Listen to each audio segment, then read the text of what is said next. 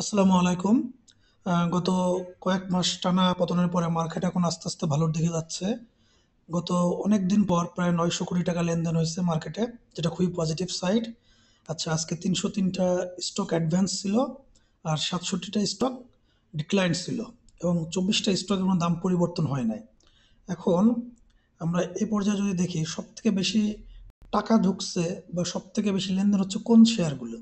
দেখেন, Orion Pharma, Salvo Chemical, BAT BC, সিপাল। দেখেন, এর ভিতরে গতকাল রাত্রে আমি সিপাল নিয়ে আপনাদের সাথে কথা বলছিলাম, আর সালভো কেমিক্যাল আজকেই আপনাদেরকে ট্রেডিং টাইমে জানাই দিছিলাম।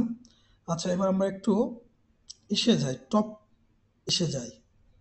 এখন এক্ষেত্রে টপ যে সেক্টর আছে, দেখেন সব থেকে বেশি টাকা লেনদেন হয়েছে আমাদের ফার্মাসিউটিক্যাল অ্যান্ড কেমিক্যালসে। এটা হচ্ছে বেশি, সব থেকে বেশি টাকা বলা যায় লেনদেন হয়েছে। তারপরে আছে ফুড লাইট, তারপরে ইঞ্জিনিয়ারিং। আর গেইনার ছিল ইন্স্যুরেন্স সেক্টর, কিন্তু আমার যেটা মনে হচ্ছে যে আজকের লেনদেন অনুযায়ী Salvo chemical plus Orion Pharma দেখে মনে হচ্ছে মার্কেট সাধারণত ফার্মাসিউটিক্যাল মনে হয় লিড দিবে সামনে। আর আমরা এবার কিছু স্টক দেখব। কিছু স্টকের ভিতরে আমরা চলে যাব হচ্ছে ভ্যালুতে। ভ্যালুতে দেখেন সিপাল গতকাল রাত্রে ঠিক আজকে ভোরবেলার দিকে আমি যে ভিডিওটা দিছি, সেখানে সিপালের কথাটা উল্লেখ ছিল যে এটা এই পয়েন্ট থেকে এটি নেওয়া যায় বা ভালো হতে পারে। আল্লাহর রহমতে সেটাই প্রথম দিকে আস্তে আস্তে ওরিয়ন ফার্মাতে যদি আমরা একটু ঢুকি, তাহলে দেখেন ওরিয়ন ফার্মার ৭৫-৭৬ টাকা তার একটা রেজিস্ট্যান্ট আছে। এইটা যদি সে পার হয়, তাহলে সে লং টাইমে সে কিন্তু তার একটা বড় একটা রেজিস্ট্যান্ট পার হয়ে ৮৫-৯০ যাইতে পারে। তবে ওরিয়ন ফার্মার মূল পরীক্ষাটা শুরু হবে ৭৬-৭৭ টাকায়। এইখানে গিয়ে সে কী করে তার উপর নির্ভর করবে।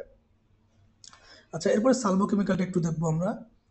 আচ্ছা, সালভো কেমিক্যাল দেখেন সাপোর্ট জোনে কিন্তু সালভো কেমিক্যাল খুব ভালো, সে ভলিউম করছে, প্লাস হচ্ছে অনেক পড়ার পরে সে সাপোর্ট নিয়ে উপরে ওঠার চেষ্টা করতেছে। সালভো কেমিক্যাল আশা করা যায় এখান থেকে ৫২ টাকা ইনশাল্লাহ পাওয়া যাবে। তারপর ৫২ টাকা পার হইলে ৬০-৬৫ টাকা যেটা যাক সেটা আলহামদুলিল্লাহ। Salvo chemical. তারপর আমরা আরও একটা স্টক দেখব, সোনালী পেপার।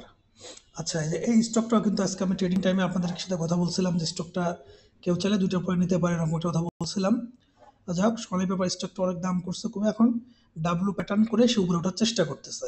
এখন এই স্টকটা যেহেতু লো পেড স্টক, সে বাড়বেও দ্রুত কমবেও দ্রুত। এখন বাই সেল খুব দ্রুতভাবে ডিসিশন নিতে হবে যে বাই করবেন, এটা সেল করবেন, কীভাবে করবেন, শর্ট টাইমের জন্য। কারণ লো পেড স্টক খুব দ্রুত বাড়ে, খুব দ্রুত কমে। আচ্ছা, এরপর আমরা একটা স্টক দেখব, ফেকডিল। আচ্ছা, ফেকডিল স্টকটা যতটুকু দেখা যাচ্ছে সে পিনাট প্যাটার্ন গঠন করে সে এখন আবার উপর দিকে ব্রেকআউট দেওয়ার মতন রেডি হয়ে আছে। এখন এইটা নির্ভর করে কালকের দিন লেনদেন করলে বোঝা যাবে এটা উপরের দিকে ব্রেকআউট করে ২২ টাকার দিকে যাবে কিনা, নাকি এই যে সে যে রেজিস্ট্যান্স আছে রেজিস্ট্যান্স থেকে নিচের দিকে নামবে। অর্থাৎ এখনো ফেকডিলের কথা বলা যায় যে 60-40 পজিশনে আছে। আচ্ছা, আর একটা স্টক দেখবো, অ্যাডভেন্ট। দেখেন, অ্যাডভেন্টের বিষয়টা হচ্ছে এই স্টকটা যখনই সে ২২-২৩ টাকার দিকে আসে তখনই সে কিন্তু একটা জাম্প করে আবার ২৮-৩০ টাকায় যায়। তা এই গত প্রায় ১ বছর স্টক কিন্তু প্রায় ১০-২০ বার, সরি, প্রায় ১০ বার কিন্তু আমাদের প্রফিট দিছে এই স্টকটা। এখন এরকম স্টক, যে স্টক আপনার বারবার ২২-২৩ টাকার দিকে আসলে প্রফিট দেয়, এই স্টকগুলো পজিশন ট্রেডিংয়ের জন্য খুবই ভালো হয়।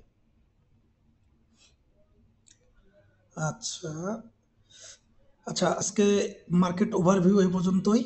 আর কিছু বলতেছি না। বেশ কয়েকটা স্টক যেগুলো আমার মনে হয়েছে প্রমিজিং স্টক, আপনার সাথে আলোচনা করলাম। আর সর্বশেষ কথা হচ্ছে, আমি যেই স্টকের কথাগুলো বললাম, এটা কোনো বাই সেল ডিসিশন না। এই স্টকগুলোর পজিশন জাস্ট টেকনিক্যাল দিক থেকে আমি বিশ্লেষণ করলাম। এটা আমি কিনতেও বলতেছি না, সেল দিতেও বলতেছি না। আপনি বাই করবেন না সেল করবেন, এটা একান্তই আপনার ডিসিশন। কারণ লাভও আপনার, ক্ষতিও আপনার। এটা আপনি বুঝে শুনে আপনি হচ্ছে বাই এবং সেল করবেন। কারণ ব্যবসা কখনো পরের পরামর্শ করতে হয় না, ব্যবসা করতে হয় নিজের পরামর্শ, নিজের বুদ্ধিতে। আচ্ছা, আজকে এ পর্যন্ত। আল্লাহ হাফেজ।